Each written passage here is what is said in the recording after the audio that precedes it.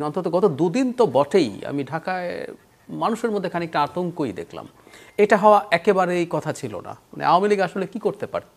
তারা কিছু জ্বালাও পোড়া কয়েকটা গাড়িতে আগুন দিয়েছে, দুর্ভাগ্যজনকভাবে একজন মানুষ মারা গেছে এবং কিছু ককটেল ফাটিয়েছে। এতে অনেক কিছু কি হয়ে যেত, কিন্তু আমার কাছে মনে হলো সরকার একটু বেশি রিয়্যাক্ট করেছে। যেমন ধরুন সরকারের ব্যবস্থা নিক, তবে ঘোষণা করছেন আমি বিজিবি নামাচ্ছি, এই যে আইসিটিতে আজকে রায় হলো, কেন আমাদের এটা এত বড় বড় নিউজ হিসেবে জানতে হবে যেখানে সেনাবাহিনী তলব করা হয়েছে? সেনাবাহিনী তো অলরেডি ফিল্ডে আছে, একটা আইন শৃঙ্খলা বাহিনীর মতো। আজকে যেহেতু এখানে রায়ের তারিখ ঘোষণা করা হবে, এখানে এমনিই সব থাকতে পারতো। ফলে একটা প্যানিক কিন্তু তৈরি হয়েছে। আওয়ামী লীগ এই অর্থে সফল যে তারা এই প্যানিকটা তৈরি করতে পেরেছে, এবং এই প্যানিক করাতে তাদের একটা বা তৈরি করার পেছনে তাদের একটা উদ্দেশ্য আছে বলে আমি মনে করি। খেয়াল করবেন, আওয়ামী লীগ এখন মানে বাস পোড়াচ্ছে, ককটেল ফাটাচ্ছে।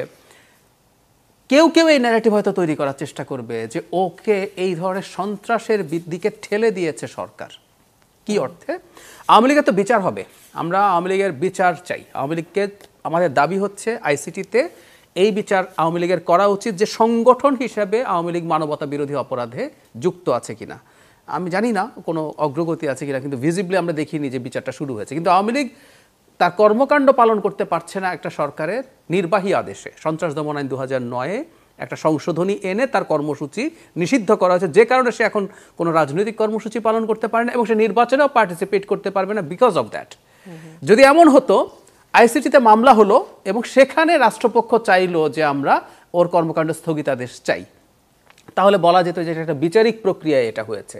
কিন্তু এটা যেহেতু এক্সিকিউটিভ অর্ডারে, কিছুদিন আগে হিউম্যান রাইটস ওয়াচও কিন্তু এটাকে উল্লেখ করে এই নিষেধাজ্ঞা প্রত্যাহারের কথা বলেছে। তো যেটা বলছিলাম, কেউ কেউ এই ন্যারেটিভ তৈরির চেষ্টা করবেন যে আওয়ামী লীগের নিয়মিত কর্মকাণ্ড পালন করতে না দেওয়ার কারণে এই ধরনের সন্ত্রাসী কর্মকাণ্ড করছে, সুতরাং তাকে। আপনি কি বলছেন যে নিয়মিত কর্মকাণ্ড পালন করতে দেওয়া উচিত, যেন আগের মতো পরিস্থিতি না হয়? সবাই আমি উচিত বলছি না, আমি বলছি কেউ কেউ এই ন্যারেটিভ তৈরি করবেন, এখন এইটা নিয়েই সামনে যাবেন। আওয়ামী লীগ আসলে সব সন্ত্রাসী কর্মকাণ্ড করছে পরিকল্পিতভাবে এই ন্যারেটিভটাকে অ্যাস্টাবলিশ করার জন্য। ফলে অন্তত আন্তর্জাতিক চাপ তো আছে। ইভেন যে জাতিসংঘের কথা আমরা আজকে যে বলছি যে শেখ হাসিনার বিরুদ্ধে আসলে জাতিসংঘের মানবাধিকার হাইকমিশনের যে রিপোর্ট, মানে ওখানে ক্যাটাগরিক্যালি বলা হয়েছে ওনার পরিকল্পনায়, ওনার কোঅর্ডিনেশনে, ওনার নেতৃত্বে এই ঘটনাগুলো ঘটানো হয়েছে। খুবই গুরুত্বপূর্ণ, এবং তাদের কাছে প্রচুর ডকুমেন্টও আছে। তারা সরকারকে দিত, এই রিপোর্টে লেখা আছে, দিচ্ছে না কারণ আমাদের মৃত্যুদণ্ড আছে এবং আমরা ইন অ্যাবসেন্সিয়া বিচার করছি, তার অনুপস্থিতিতে বিচার করছি। কিন্তু সেখানেও আওয়ামী লীগ নিষিদ্ধের বিরুদ্ধে তাদের অবস্থান আছে। সো আন্তর্জাতিক একটা চাপ আছে। সো সেই কারণেই সম্ভবত আওয়ামী লীগ এই কাজগুলো করছে। সংসদে পাশ হওয়া আইন কোনো যুক্তি না আসলে। ধরুন ডিজিটাল সিকিউরিটি অ্যাক্টের বিরুদ্ধে আমরা সমানে শোরগোল করেছি, ওটাও সংসদে। আমরা প্রায় একটা কথা বলি, আইনের শাসন। আসলে গভীরভাবে দেখতে হলে আইন কি, কোন আইন, সেই প্রশ্নও করতে হয়। ডিজিটাল সিকিউরিটি অ্যাক্টের বিরুদ্ধে শেখ হাসিনার সময় আমরা কেন শোরগোল করেছি? ওটাও পাশ হওয়া আইন ছিল। ওটা দিয়ে যেভাবে আপনি প্রয়োগ করছেন সেটাই প্রবলেম আছে। আমি আরেকটা জিনিস একটু যোগ করতে চাই, পার্টিকে বিচার করা কিন্তু ইভেন আরেকটা আইন আছে। আইসিটিতে মানবতা বিরোধী অপরাধ করা হবে কিনা দেখার কথা বলা হচ্ছে। পলিটিক্যাল পার্টিজ অর্ডিন্যান্স 1978 বলে একটা অর্ডিন্যান্স এখনও কার্যকর আছে বাংলাদেশে, যেটা আর্টিকেল 3, 4 এই দুটো জায়গায় কোন পার্টি কি করতে পারবে না সেগুলো বলা আছে। আওয়ামী লীগ এগুলো অনেকগুলোই ভেঙেছে, এবং ওটা আর্টিকেল 6-এ ক্লিয়ারলি জানানো আছে যে সরকার যদি মনে করে কোনো পার্টি এটা ভাঙছে, সে তারপরে উচ্চ আদালতে গিয়ে তার কার্যক্রমের বিরুদ্ধে ব্যবস্থা নিতে পারে। সো আমি যে কথাটা বলছি, এক্সিকিউটিভ অর্ডারে দল নিষিদ্ধের মূল সমস্যাটা কোথায়? আসলে আপনি আত্মপক্ষ সমর্থন করতে পারছেন না। বিচারিক প্রক্রিয়াকে কেন আমরা প্রেফার করি? প্রত্যেকটা বিচারিক প্রক্রিয়া আপনি কোনো সিদ্ধান্ত ইম্পোজ করছেন না প্রতিপক্ষ। এখন সে যদি লয়ার না দেয়, সে যদি না আসে, ভিন্ন আলোচনা। যেমন শেখ হাসিনা যেহেতু এই আদালতের জুরিসডিকশন মানেন নাই, উনি এসে সারেন্ডার করেন নাই, তাই উনি লয়ার দিতে পারেন নাই, রাষ্ট্রপক্ষ লয়ার দিয়েছে। কিন্তু তারপরও এখানে আত্মপক্ষ সমর্থনের সুযোগ আছে। বিপদ কোনটা? আপনি এমন একটা পথ খুলে দিচ্ছেন। কেন আমরা এক্সিকিউটিভ অর্ডারকে অপছন্দ করি? আপনি একটা এমন পথ খুলে দিচ্ছেন, কোনো একদিন ক্ষমতায় এসে যে কেউ একজন এসে আবার বলল যে তুমি এটা করেছো, কারণ এর কোনো পাল্টাপাল্টি নেই। আপনিও বললেন যে আমি তো আইন প্রয়োগ করেছি, এই আইনটা তো আছে।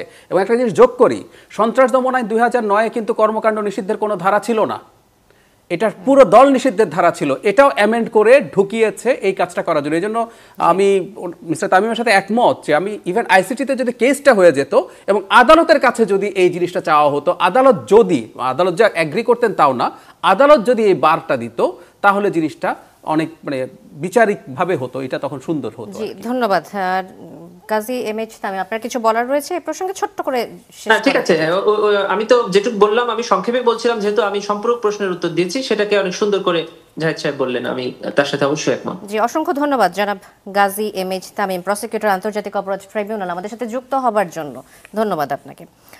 আমরা এবার একটু ভিন্ন আলোচনায় আসতে চাই, যেহেতু আজ অন্তর্বর্তী সরকারের প্রধান ডক্টর মোহাম্মদ ইউনূস জাতির উদ্দেশ্যে ভাষণ দিয়েছেন এবং বেশ কিছু বিষয় তিনি নির্দেশনা দিয়েছেন। ডক্টর জাহিদ, আপনাকে দিয়ে আমি শুরু করব এই প্রসঙ্গে, যে আপনি আজকে একটি অন্তর্বর্তী সরকারের নির্দেশনা আসার পর একটি ভিডিও বার্তায় বেশ কিছু বিষয়ে উল্লেখ করেছেন। আমি যদি আপনাকে কোট করি, আপনার মন্তব্য যে ডক্টর ইউনূস সরকার দেশের রাজনৈতিক অঙ্গনে একটি বড় ঝামেলা বাঁধিয়ে দিয়েছে এমন কথা বলেছেন, এবং বলছেন যে জুলাই সনদ, ঐকমত্য কমিশন, অন্যান্য রাজনৈতিক দল যে দাবিগুলো সামনে এনেছে এগুলো সবকিছুই নাটকের অংশ, পরিকল্পিত নাটকের অংশ বলছেন। কেন বলছেন এটা? আমি আমার হাইপোথেসিসটা দেই, আমি কেন এই কথাগুলোকে বলছি।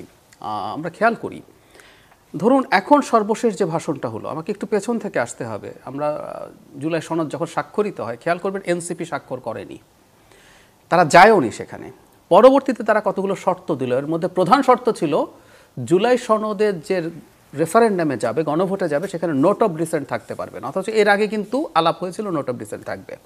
আচ্ছা, এরপর কি হলো দেখুন, ঐকমত্য কমিশন মিটিং করে তার আইনি ভিত্তি যখন তারা দিতে যাচ্ছেন, সেখানে তারা গণভোটে নোট অফ ডিসেন্ট থাকবে না এই সাজেশন দিয়ে দিলেন। এবং খুবই দুর্ভাগ্যজনক ব্যাপার, ঐকমত্য কমিশনের প্রধান হচ্ছেন আমাদের প্রধান উপদেষ্টা নিজে। সো এই প্রক্রিয়াটার সাথে তিনি কিন্তু নিজের নাম জড়িয়ে ফেললেন, ওনাকে দায় নিতে হবে তো। এবং বিএনপি যখন তার বিরুদ্ধে, এই কমিশনের বিরুদ্ধে বিট্রেয়ালের কথা বলে, প্রতারণার কথা বলে, তার অংশ কিন্তু প্রধান উপদেষ্টা হয়ে পড়লেন। এরপর কি দাঁড়ালো, আমরা অবাক হয়ে দেখলাম যে জামায়াত ইসলামী কয়েক মাস থেকেই লোয়ার হাউসে পিআর লাগবে, তারপরে গণভোট নভেম্বরেই হতে হবে বলে তারা রীতিমতো কঠোর কর্মসূচি যমুনা ঘেরাও করবেন। এনসিপি আবার নতুন একটা শর্ত দিল যে এটা প্রেসিডেন্ট না, এই আদেশটা দিতে হবে প্রধান উপদেষ্টাকে।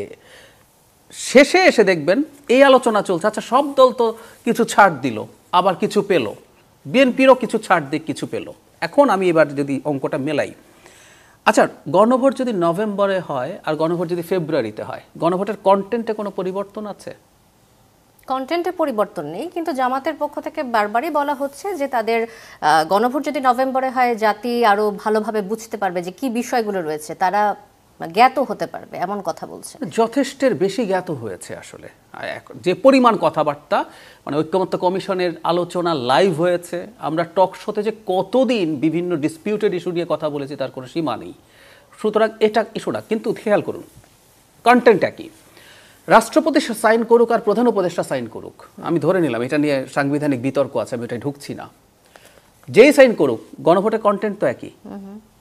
তো তারা যদি এটা তাদের ইচ্ছে পূরণ না হয় কি আসলো গেল, বরং গণভোটে এখন যে চারটা অপশন বলছে, চারটা অপশন মানে এটা আপনাকে প্যাকেজ হিসাবেই নিতে হবে, আপনি দুটো নেবেন, তিনটা নেবেন, একটা নেবেন, এটা হতে পারে না। সো মানে একটি বেছে নিলে উত্তর আমাকে একটি দিয়ে সবগুলোতে হ্যাঁ সম্মতি অথবা সবগুলোতে না সম্মতি। এখন সমস্যা না বলে দেয়, সমস্যাটা এখন যেটা দাঁড়ালো, বিএনপি আসলে বিরাট চাপে পড়েছে এবং বোঝা যায় এই চাপটা বিএনপিকে দেওয়ার জন্যই অন্য দলগুলো তাদের কতগুলো এক ধরনের প্রক্সি ওয়ার চালিয়েছে, যে না আমার নভেম্বরে হতে হবে, আমার তো নভেম্বরে হয়নি বলে ভাল লাগছে না, না এটা রাষ্ট্রপতিকে করতে দেয়া যাবে না, এটা প্রধান উপদেষ্টা করা দরকার, এই কথাগুলো বলবেন যে আমরাও খুশি হই নেই। কেন বলছি, এখন বিএনপির নোট অফ ডিসেন্ট পজিটিভ কি নেগেটিভ, সেটা লজিক্যাল কি illogical is a different debate. আমি ব্যক্তিগতভাবে মনে করি বিএনপির অনেকগুলো নোট অফ ডিসেন্ট ইললজিক্যাল, আমি মনে করি। ধরুন আপার হাউসের পিআর তো না চাওয়া বিএনপি যেভাবে করতে চায়, এটাকে আমি মোটেও যৌক্তিক মনে করি না, কিন্তু ওর তো এই অবস্থানটা আছে, ও তো এটার জেনেই আলোচনায় গিয়েছিল। এখন সমস্যা যেটা বেঁধেছে, কওয়ার ক্ষতে বিএনপির নোট অফ ডিসেন্টওয়ালা বেশ কিছু জিনিস তুলে দেওয়া হয়েছে, সেটা হচ্ছে তত্ত্বাবধায়ক সরকার, বিএনপি তত্ত্বাবধায়ক সরকার চায়, কিন্তু এটা গঠনের একটা পর্যায়ে গিয়ে তার নোট অফ ডিসেন্ট আছে। কমিশন সাংবিধানিক সবগুলো সে জুলাই সনদের মতো করে চায় না, নোট অফ ডিসেন্ট আছে। আপার হাউস সে চায় কিন্তু পিআর চায় না, নোট অফ ডিসেন্ট আছে। ফলে ঘতে তাকে একটা সান্ত্বনা পুরস্কার দেওয়া হয়েছে এরকম যে তুমি বাকি নোট অফ ডিসেন্টগুলো বিবেচনায় নিতে পারবা, তার মূল নোট অফ ডিসেন্টগুলোর বাইরে নিয়ে আসা হলো। ফলে যেটা দাঁড়ালো, নির্বাচনে যে হাঁ জিতে যায়, টেকনিক্যালি এখন বিএনপিকে তার সবচেয়ে সিরিয়াস যে নোট অফ ডিসেন্ট আছে সেগুলো মানতে হবে। এই যে বিএনপির ওপরে চাপিয়ে দেওয়া হলো, এটার পার্ট হিসেবে ঐকমত্য কমিশন, সরকার এবং দুটো অন্তত রাজনৈতিক দল এনসিপি এবং জামায়াতে ইসলামী তার পার্ট হয়ে কাজ করেছে, আমার এই ঘটনা দেখে মনে হয় আর কি। ধন্যবাদ ডক্টর জাহিদুর রহমান। এই প্রসঙ্গে কি বলবেন জনাব সোহরাব? একটা কথা একটু যোগ করে রাখি, আমার পয়েন্টটা কিন্তু এইরকম যে জিনিসগুলো ঐক্যমত্য কমিশনে হয়েছে, যে যে জিনিসগুলোর উপর নোট অফ ডিসেন্ট তুলে নিয়েছে সেগুলো ভালো হতে পারে, এটা ডিফারেন্ট ডিবেট, কিন্তু যে প্রসেসে আপনি এটাকে করতে চাইছেন, চাপিয়ে দিতে চাইছেন, এই প্রসেসটা আমাদের রাজনৈতিক যে কালচার আছে সেটার জন্য ক্ষতিকর, সেটা বলতে চাইছি। আসলে কি বিএনপিকে চাপের মুখে ফেলছে কিনা জনাব সোহরাব হাসান? সবাই সবাইকে চাপের মধ্যে ফেলতে চেয়েছে, কে কতটা পেরেছে সেটা পরীক্ষা নিরীক্ষার বিষয়। কারণ একটা মনস্তাত্ত্বিক লড়াই চলছে গত জুলাই সনদ সই হওয়ার আগ থেকে। জুলাই সনদ যেদিন সই হয় তার আগের দিনও নিশ্চিত ছিল না জামাত ইসলামী যাবে।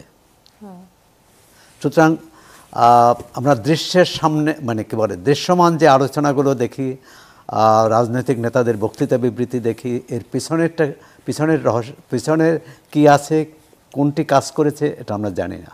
তবে আমার দৃঢ় বিশ্বাস যে সরকার অন্তত এই 3 দলের নেতাদের সাথে এই সর্বশেষ প্রধান উপদেষ্টার ভাষণের আগে আলোচনা করেছেন। সেটা আনুষ্ঠানিক আলোচনা তো হয়নি, এবং রাজনৈতিক দলগুলোকে আলোচনার সময় দিয়েছিল। এখন এখানে আমরা যদি বলি যে অমুক দলকে সুবিধা করতে অমুক দলকে, সেটা কিন্তু বোধহয় একটু অবিচার হবে সরকারের প্রতি। সরকার পুরো বিষয়টাই এমনভাবে পরিধিটা বাড়িয়েছে, সংস্কার, নির্বাচন, গণভোট ইত্যাদি, যেটা একটা লেজগোবরে করে ফেলছে। একটা সুশৃঙ্খলভাবে কিছু করতে পারেনি। এখন এর জন্য রাজনৈতিক দলগুলো কতটা দায়ী, সরকার কতটা দায়ী, ঐকমত্য কমিশন কতটা দায়ী। যেমন ডক্টর জাহিদ যথার্থই বলেছেন, ঐকমত্য কমিশন হচ্ছে প্রধান উপদেষ্টার নেতৃত্বে।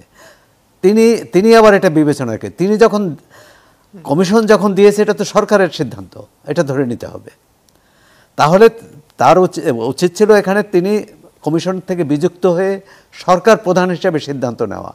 এখন যখন ঐকমত্য কমিশন সুপারিশ করেছে, এটা কিন্তু প্রধান উপদেষ্টার সুপারিশ অথবা কমিশন প্রধানের সুপারিশ।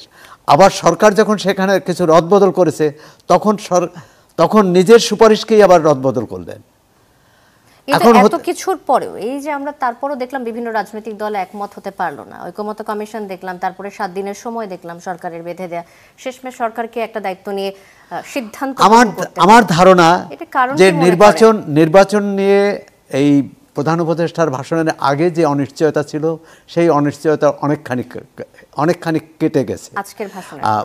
রাজনৈতিক দলগুলোর প্রতিক্রিয়ায় দেখবেন তারা সবাই বিরোধিতা করছে, কেউ নিন্দাও করেছে, কিন্তু চরম কথা কেউ বলেনি, যেটা গতকাল পর্যন্ত বলেছে, এই দাবি না মানলে আমরা থাকবো না, আমরা সরকারকে সহযোগিতা করব না। কিন্তু আজকে বিএনপি, জামাত ইসলামী, এমনকি এনসিপি, অন্তত বিএনপি ও জামাত ইসলামের ভাষার মধ্যে এক ধরনের মারপ্যাচ আছে। 5 দফা দাবি জামাতের এবং 8টি সমমনা দল জামাত সহ তাদের 5 দফা দাবি নিয়ে যে তারা নামছে, সেটি তো এখনো এটা তাদের রাজনৈতিক শক্তি দেখিয়েছে। যেহেতু আওয়ামী লীগ মাঠে নেই, তার কার্যক্রম নিষিদ্ধ, বিএনপিকে মাঠে অপ্রতিদ্বন্দ্বী ভাবা হয়। বিএনপি যে অপ্রতিদ্বন্দ্বী নয়, এটা তারা প্রমাণ করতে চাইছে এই নিয়মিত সভা সমাবেশ, এমনকি এই যেসব বিষয়ে এখন তারা দাবি করেছে, এই দাবিগুলো মিটে গেলেও কিন্তু তারা নতুন দাবি নিয়ে আসবে। কারণ তারা মনে করে মাঠ দখলে রাখলে নির্বাচনের সুবিধা হবে, 2-2.5 মাস পর নির্বাচন। আমি এটার সাথে জুলাই সনদের এই যে বিতর্ককে আমি এক করে দেখতে চাই না। আচ্ছা, ধন্যবাদ জনাব সোহরাব হাসান। আমি আরেকবার ডক্টর জাহিদুর রহমান আপনার কাছে আসি, যে আপনি কি মনে করেন যে এই যে রাজনৈতিক দলগুলোর মধ্যে মতের কিছুটা অমিল আমরা বিভিন্ন সময় দেখেছি, এখন জানি না আজকে প্রধান উপদেষ্টা ডক্টর মোহাম্মদ ইউনূসের জাতির উদ্দেশ্যে দেওয়া ভাষণের পরে তাদের মতামত আসলে কতটা পরিবর্তন আসবে? আজকে পর্যন্ত যদি আমরা বলি, তাদের মধ্যে এই মতের অমূলের কারণে যে রাজনৈতিক অস্থিরতা তৈরি হয়, এক্ষেত্রে কার্যক্রম নিষিদ্ধ হওয়া আওয়ামী লীগ কি কোনো পুনর্বাসনের সুযোগ পায় কিনা, এটি দেখেন কিনা আপনি? সেই সুযোগ থাকেই। সমস্যাটা একটা জায়গায় এসে দাঁড়িয়েছে, আমাদের দ্বিমত থাকবে এবং আমরা প্রায় একটা কথা বলি না যে বিভক্তি বিভেদ এগুলো থাকা উচিত না। গণতন্ত্র বেসিকলি একটা বিভক্তি বিভেদেরই সিস্টেম। প্রত্যেকটা গণতান্ত্রিক ব্যবস্থায় রাজনৈতিক দলগুলো চায় জনগণের মধ্যে, আমি শব্দটা ক্রুডভাবে ব্যবহার করি, বিভেদ তৈরি করতে। কারণ সে বলতে চায় তুমি আমাকে ভোট দিবা কারণ আমি এটা ও সেটা না। কেউ বলছে ধরুন ইসলামী দলগুলো বলছে আমি আসলে এখানে আল্লাহর আইন কায়েম করব, বিভেদ তৈরি করছে। তোমরা যারা আল্লাহর আইন চাও তোমরা আমার পক্ষে আসো, এটা বিভেদ না? বিভেদ তো। ও তো চায় না, ওকে ভোট দিও না। সমস্যাটা হচ্ছে এটা আমাদের ফান্ডামেন্টাল কয়েকটা জায়গাকে যদি ধ্বংস করে সেটা ঝুঁকিপূর্ণ। যাবতীয় বিভেদের পরও একটা জায়গায় একমত হতে হবে যে আমাদের একটা নির্বাচন হবে, নির্বাচনী ব্যবস্থার মাধ্যমে ক্ষমতার পরিবর্তন হবে। স্পেসিফিক্যালি বলেন কোন কোন বিভেদ, একটু উদাহরণ দিয়ে। এই যে বলছি যে একটা জায়গায় বিভেদ থাকা চলবে না। ধরুন ভারতে, আমি একটু ভারতের উদাহরণে যাই। বিজেপি একটা ফ্যাসিস্ট দল, সে মারাত্মক বিভেদের রাজনীতি করে। সে ধর্মের কে সামনে এনে হিন্দুত্ববাদ, ঠিক ধর্মও না, এটা একটা আরেকটা কালচারাল ইস্যু, এনে সে বিভেদ তৈরি করে। কিন্তু খেয়াল করবেন ভারতে একটা জায়গায় এমনকি বিজেপিও একমত যে এখানে নির্বাচন হবে, নির্বাচনে আমি যদি পরাজিত হই সেটা মেনে নেব। কেন্দ্রে বিজেপি ক্ষমতায় থাকা অবস্থায় বহু রাজ্যে বিজেপি পরাজিত হচ্ছে। আমাদের পাশের রাজ্যে মানে নরেন্দ্র মোদী তার জান দেওয়ার পরও খুবই বাজেভাবে হেরেছেন মমতা ব্যানার্জি তৃণমূল কংগ্রেসের সাথে, উনি এটা মেনে নিয়েছেন। গত নির্বাচনে, আগের নির্বাচনের তুলনায় যথেষ্ট কম সিট পেয়েছে বিজেপি এবং তার জোট। হতে পারে আগামীবারও তিনি আরো কম বা হেরেই গেলেন, উনি কিন্তু এটা মেনে নেবেন। সো বিভেদ কয়েকটা জায়গায় থাকা যাবে না। আমাদের সমস্যা যেটা দাঁড়িয়েছে, দলগুলোর মধ্যে এখন নির্বাচন প্রশ্নেই বিভেদ তৈরি হয়ে গেছে। খেয়াল করবেন কিছুদিন আগে রাস্তায় একটা জনসভা হলো 8 দলের, সেখানে তারা বলেছেন মানে 26 সালে যদি নির্বাচন দেখতে চাও তাহলে আগে আইনি ভিত্তি লাগবে। এখনো তারা এই বক্তব্যটা দিচ্ছেন রেটরিকলি। তার মানে এই জিনিসকে আসলে প্রশ্নবিদ্ধ আমরা করতে শুরু করেছি। নির্বাচন হতে দেব না, হওয়া যাবে না, এই যে এই জায়গার বিভেদটা প্রবলেম্যাটিক। এবং আমরা যতই এই জামায়াত এবং সমমনা 8 দল তারা কি এই কথা আসলে বলতে পারেন কিনা বা ইখতিয়ার রাখেন কিনা যে নির্বাচন হতে দেব না, এরকম কথা তাদের বলা উচিত কিনা? আমি একটু রেটরিকলি দেখতে চাই এগুলো, যে একেবারে তারা রাজনৈতিক দলগুলো এটাও মানতে হবে যে তারা মুখে যা বলেন সবসময় সব ধরতে হবে না, এটাই নিয়ম। যেমন ধরুন জামায়াতে ইসলামী যার প্রতিক্রিয়া জানিয়েছে এটা পছন্দ করছে না একই দিনে গণভোট হওয়া, আমি খুব মনে করি জামায়াতে ইসলামী will be very happy what exactly happened. কারণ বিএনপিকে মানে যদি এই গণভোট হয়, আমি আবারও বলছি বিএনপি গণভোট মেনেছে বলে আমি মনে করি না। বিএনপি কিন্তু আজকে যে স্টেটমেন্ট দিয়েছে, একই দিনে গণভোটের জন্য অভিনন্দন জানিয়েছে, কিন্তু লিখে দিয়েছে 17 অক্টোবর স্বাক্ষরিত জুলাই সনদ অনুযায়ী গণভোট আয়োজনের জন্য সরকারকে আহ্বান জানাচ্ছে। তার মানে ডক্টর ইউনূস যা করেছেন আজকের ভাষণে সেটাও মানছে না। তারপরও যদি ওই গণভোটটা হয়, ডক্টর ইউনূস যেটা বলেছেন, সেটা কিন্তু জামায়াতে ইসলামী সম্ভবত অ্যাগ্রি করবে, কিন্তু সে ওই চাপটার কন্টিনিউয়াসলি জায়গা রাখবে। কারণ হচ্ছে সরকারের সিদ্ধান্তে সে খুশি হয়ে গেছে, জামাত খুশি হয়ে গেছে, এনসিপি খুশি হয়ে গেছে, আরেকজন খুশি হয় নাই, তখন মনে হবে আপনি আসলে এই পক্ষে দাঁড়িয়ে কাজটা করছেন। So it's all about politics. উনি দেখানোর চেষ্টা করুন আমি আসলে খুশি না। আচ্ছা, ধন্যবাদ ডক্টর জাহিদুর রহমান। আমি সোহরাব হাসান আপনার কাছে আরেকবার আসবো। যে গণভোটে যে 4টি প্রস্তাবের কথা বলা হয়েছে এবং হ্যানার ভোটের জন্য বলা হয়েছে, একটি হ্যানা ভোট দিয়ে, একটি প্রশ্নের হ্যানা দিয়ে নির্বাচন করা হবে, গণভোটের উত্তর কি আসতে যাচ্ছে? এখন একজন নাগরিকের আসলে কতটুকু শিক্ষিত হওয়া প্রয়োজন এই গণভোটে অংশগ্রহণ করার জন্য? শিক্ষিত হওয়া না, যারা শিক্ষিত তারাও এই 4টি বিষয়ে অনুধাবন করে, উপলব্ধি করে সিদ্ধান্ত দিতে পারবে কিনা। আরেকটি যে জটিলতা, যে একটা হচ্ছে আপনার প্লেটে 4 ধরনের খাবার দিল, আপনার সুযোগ নেই যে এর এক ধরনের খাবার আপনি নিলেন বা 2 ধরনের খাবার নিলেন, হয় আপনি পুরো প্লেট বাদ দিতে হবে, অর্থাৎ এটা আপনি খাবেন না, অথবা পুরোটাই খেতে হবে। সুতরাং একটা জটিলতা তো তৈরি হয়েছে। আর আমাদের এখানে গণভোট, যে গণভোটগুলোর উদাহরণ, এখন যদি সেটাই অনুসরণ করা হয় তাহলে কিন্তু আরও বিপদ সামনে। জিয়াউর রহমানের সময় যে গণভোট হয়েছে, সেই গণভোটে 20% লোক উপস্থিতি থাকলে সেটাকে 80% দেখানো হয়েছে, 85% দেখানো হয়েছে। এরশাদের সময় যে গণভোট হয়েছে সেটা 15% উপস্থিতি থাকলে সেটাকে 75% দেখানো হয়েছে। এই যে মানে প্রশাসনিক এক ধরনের, শেখ হাসিনার আমরা এই 18 নির্বাচন নিয়ে যে অভিযোগ করি, এই অভিযোগ, এই কারচুপি বা এই জালিয়াতি যে শুধু ওই নির্বাচনে তা না, ওই নির্বাচনে ব্যাপকভাবে হয়েছে, মানে জাতীয় সংসদ নির্বাচনে। গণভোটে আমরা 91-এর গণভোট ছাড়া অন্য যে 2টি গণভোট, সেটা হচ্ছে সংবিধান স্থগিত করে 2 সামরিক শাসক যে ক্ষমতায় এসেছেন তাদের সেই ক্ষমতা বৈধতা দেওয়ার জন্য। আর এখন যেটা, আমি বিএনপির ওই অবস্থানকে সমর্থন করি, যে জাতীয় সংসদে এই জুলাই সনদের ভিত্তিতে জাতীয় সংসদে আইন পাস হবে, তারপর সেটি যদি রাষ্ট্র কাঠামোর বড় ধরনের পরিবর্তন হয় সেটা গণভোটে যাবে। কিন্তু আগে গণভোট করে তারপর জাতীয় সংসদ, তাহলে জাতীয় সংসদ কি করবে? তাতে গণভোটের ভিত্তিতেই তো রাষ্ট্র পরিচালিত হতে পারে আগামী 5 বছর। জাতীয় সংসদের দরকার নেই। গণভোটে যে বিষয়গুলো নিয়ে আসছে এটি সাধারণ মানুষের কাছে পৌঁছে দেওয়ার ক্ষেত্রে কি প্রক্রিয়া হতে পারে বলে আপনি মনে করেন? এটা খুবই কঠিন। পৌঁছে দেওয়ার ক্ষেত্রে সরকারের দায়িত্ব। রাজনৈতিক দলগুলোর চাইতে পারে যারা গণভোটের ব্যাপারে সোচ্চার ছিল তারা জনগণকে বোঝাবে, কিন্তু আপনি দেখুন আমাদের এখানে ভোট হয় কিসে? ভোট হয় মার্কায়, মানে প্রতীকে এবং দলে। প্রার্থীও কিন্তু অনেক সময় পিছনে থাকে, দেখে যে কোন প্রতীকে ভোট দেবে, কোন দলে ভোট দেবে। এখানে তো কোনো দল নেই। এবং জাতীয় সংসদ নির্বাচনে প্রার্থী থাকেন, প্রার্থী নিজে তার পক্ষে ভোট আনার জন্য ভোটারদের কাছে যান, নিয়ে আসেন, কর্মীরা যান। এখানে কে যাবেন? এবং আরও যে বিপদ সেটা হচ্ছে যদি এই গণভোটে 50% কম উপস্থিতি থাকে, আইনগতভাবে হয়তো সেটি বৈধতা পাবে, কিন্তু নৈতিকভাবে সেটা বৈধতা পাবে না। কিন্তু নৈতিকভাবে সেটা প্রশ্নবিদ্ধ হবে। কারণ এত বড় গণ অভ্যুত্থানের পর সেই গণ অভ্যুত্থানের আকাঙ্ক্ষাই তো ধারণ করা হয়েছে জুলাই সনদে, এটাই বলা হচ্ছে। সেখানে যদি 50% কম উপস্থিতি থাকে, এবং আমি জানি না যে কোনো রাজনৈতিক দল এই নিশ্চয়তা দিতে পারবে কিনা যে 50%-এর বেশি ভোট পড়বে। আচ্ছা, নির্বাচন নিয়ে একটা শঙ্কা তৈরি হয়েছে বিভিন্ন সময়ে, কারণ রাজনৈতিক দলগুলোর মধ্যে যে দ্বন্দ্ব, মতের অমিল, এসবের কারণে বিশেষ করে বিএনপির পক্ষ থেকে বারবার নির্বাচন নিয়ে শঙ্কা প্রকাশ করা হয়েছে। এই প্রসঙ্গে আপনি কি বলবেন যে ফেব্রুয়ারিতে নির্বাচন হওয়া নিয়ে আপনি না হওয়া নিয়ে কোনো আশঙ্কা দেখেন কিনা? এটাও কিন্তু রাজনৈতিক চাপ। বিএনপি জামাত ইসলামী তার সহযোগীরা এক ধরনের চাপ দিচ্ছে, এনসিপি আর এক ধরনের চাপ, বিএনপিরও এটা চাপ যে নির্বাচন যেহেতু প্রধান উপদেষ্টা অঙ্গীকার করেছেন, এখান থেকে পিছিয়ে যাওয়ার কোনো সুযোগ নেই।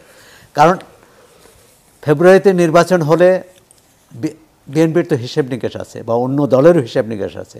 ফেব্রুয়ারিতে নির্বাচন হলে ফলাফল যা হবে, এই নির্বাচন আগামী জুনে হলে নিশ্চয়ই ফলাফল এক হবে না। বুঝতে পারছেন? ফেব্রুয়ারিতে নির্বাচন হলে যে দল মনে করে যে ফেব্রুয়ারিতে নির্বাচন হলে তার জন্য সুবিধাজনক, সেই দল তো চাইবে না যে নির্বাচন পিছিয়ে যাক। আর যে দল মনে করে যে ফেব্রুয়ারিতে নির্বাচন হলে বা ফেব্রুয়ারির পরে নির্বাচন হলে তার জন্য সুবিধাজনক, সে চাইবে যে ফেব্রুয়ারিতে না হোক। আচ্ছা, ধন্যবাদ জনাব সোহরাব হাসান। ডক্টর জাহিদুর রহমান, একই প্রশ্ন আপনার কাছে। আমি প্রথম আমার জবাবটা দিয়ে রাখি, কিন্তু শঙ্কা আছে কি হতে পারে সেটাও বলবো। আমি মনে করি নির্বাচন হতেই হবে।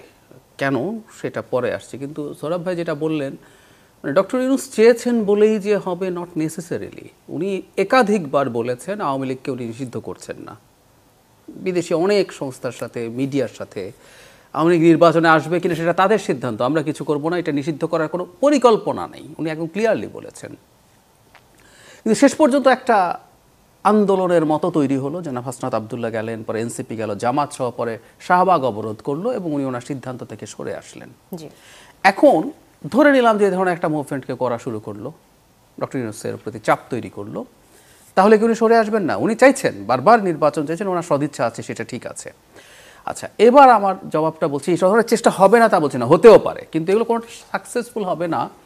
বাংলাদেশে ফেব্রুয়ারির পর যদি নির্বাচন যায়, আমাদের নির্বাচন হওয়ার পথে প্রধান যুক্তি যেটা, সেটা হচ্ছে নির্বাচন হবে আর হবে না। আমি যদি শক্তির হিসাব করি যে হওয়া চাইছে কারা কারা, একটা সোসাইটিতে, একটা স্টেটে অনেকগুলো পাওয়ার সেন্টার আছে। সো পাওয়ার সেন্টারগুলো বিভিন্ন ক্ষেত্রে তারা নির্বাচনের পক্ষে আছে। বিপক্ষে যদি কেউ যেতে চায়, সেটা খুব শক্তিশালী না। তার চাইতে জরুরি কথা হচ্ছে, যদি কোনোভাবে এই পারসেপশন মানুষের মধ্যে যায়, অলরেডি কিন্তু শঙ্কা মানুষ দেখা হলেই বলে নির্বাচনকে হচ্ছে কিনা, যদি এটা নিশ্চিত হয় যে ফেব্রুয়ারিতে নির্বাচন হবে না, আমাদের অর্থনীতি একেবারে কলাপস করবে। আমি প্রচুর মানুষের সাথে কথা বলি, সাধারণ মানুষের অবস্থাও ভালো না। এই ধরনের সরকারের সময় ভালো হয় না, কারণ ইনভেস্টমেন্ট কমে যায়। ফরেন ইনভেস্টমেন্টের কথা বলছি না, ডোমেস্টিক ইনভেস্টমেন্টও কমে যায়। তারা দাঁতে দাঁত চেপে অপেক্ষা করছে নির্বাচন হবে এবং একটা স্টেবল পলিটিক্যাল গভর্নমেন্ট আসবে। এটা যদি না হয়, অর্থনীতির এমন অবস্থা হবে এই ক্ষমতা নিয়ে কেউ চালাতে পারবে না। সুতরাং কেউ যারা ক্ষমতা নিতে চাইতে পারে, এবং সেটা তো নিশ্চয়ই কোনো রেগুলার সরকার না, নির্বাচন পেছানো মানে আইদার ডক্টর ইউনূসের সরকার কন্টিনিউ করবে, অথবা তিনি সরে গিয়ে আরেকটা সরকার আসবে, অথবা সামরিক শাসন আসবে, কিছু একটা। এনারা দেশ চালাতে পারবেন বলে মনে হয় না। সেই কারণে আমি মনে করি ইন্টারভেনশন হওয়ার সুযোগ খুবই কম।